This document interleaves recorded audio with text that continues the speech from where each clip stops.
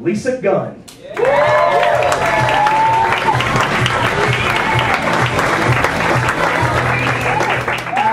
So I'm Lisa. I'm a lesbian, or as my mom likes to say, going through a phase. Occasionally have the gay lady sex though. And what's weird about lesbian sex is that it's really different from any other genre of sex. Because it's like an extemporaneous wrestling match. It has no clearly defined ending.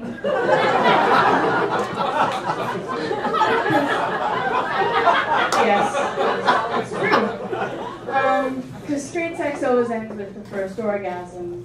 His orgasm.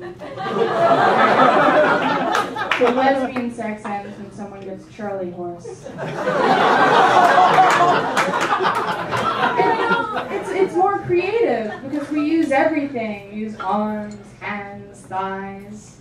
This proves two things. First, lesbians are resourceful. And second, I like boobs enough to get kneed in the vagina. It's part about being gay is sometimes your parents are in denial. Because my mom doesn't actually think I'm a lesbian. She just thinks I've yet to attract a man who's really good at the stupping. So she'll send me things to like ensnare the right guy. Like the more silk pennies my mom sends me, the more she thinks I'll acquire a taste for dick.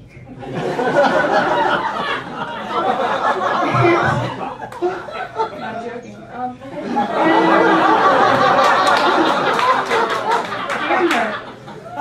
And the crazy thing is that most gay people spend the early portion of their life trying to be straight. Like in college, I know I did. Many a night I'd be in some guy's dorm room just being like, okay, do it for mom, do it for mom, do it for mom, do it for mom.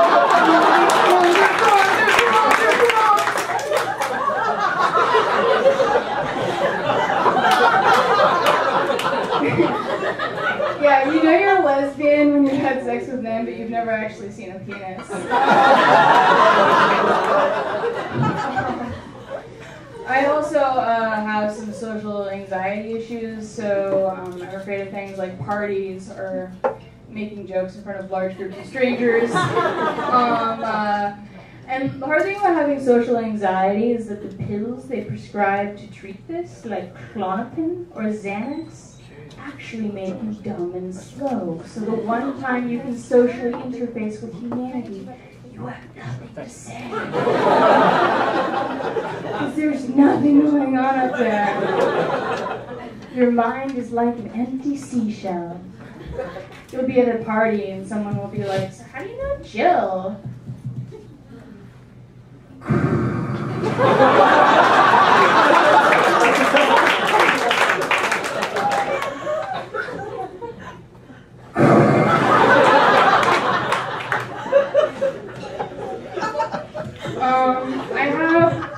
Sorry, I'm bad with microphone-shaped things. I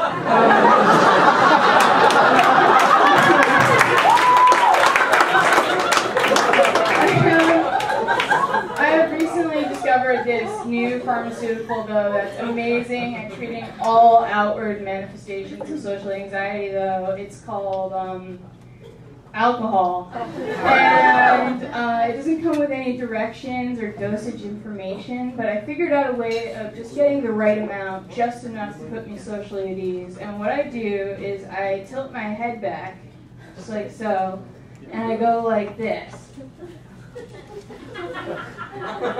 Until all the pain goes away.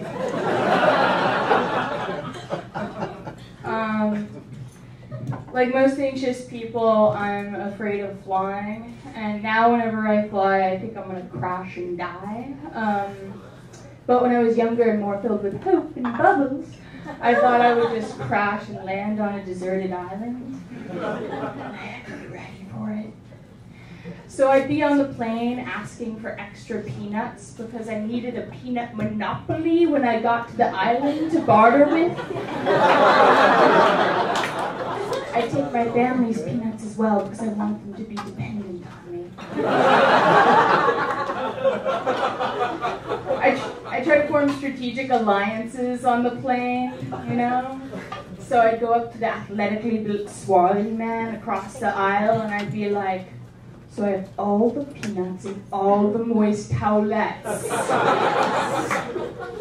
For every boar you slay on the island, I'll give you 2 moist towelettes. And he'd be like, what are you talking about, kid?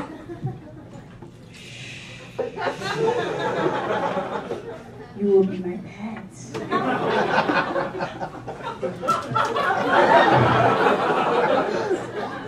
I'm also a hypochondriac.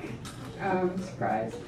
And what's hard about being a hypochondriac is that you obsess about your invented mind symptoms, diseases, the neglect of everything else in your life. So you'll go to the doctor and he'll be like, the good news is that the melanoma on your arm is actually a piece of dryer lint. But the bad news is that you're completely covered in dryer lint. And your filter.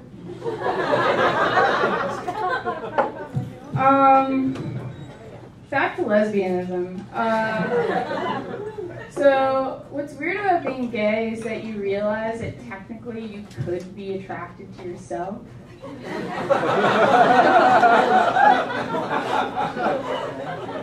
And trust me, I find myself repulsive, but I also have really low standards. And I like certain parts of my body, like my right boob, not my left one, because it has a lazy eye when you take off my bra. If I stare in a mirror long enough at my right boob, it's not my right boob anymore. It's this other lady's left boob.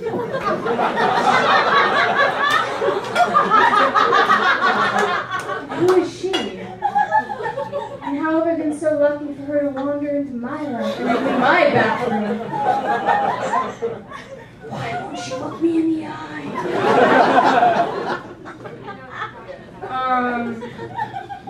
I've been kind of going through a dry spell recently, though. And the hard thing about going through a dry spell is that your self-esteem is so low that you can't even have interesting fantasies or fantasies at all.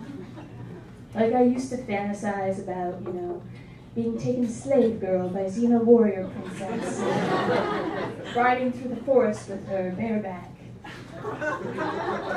Now I fantasize about my vibrator growing arms so it can hold me after.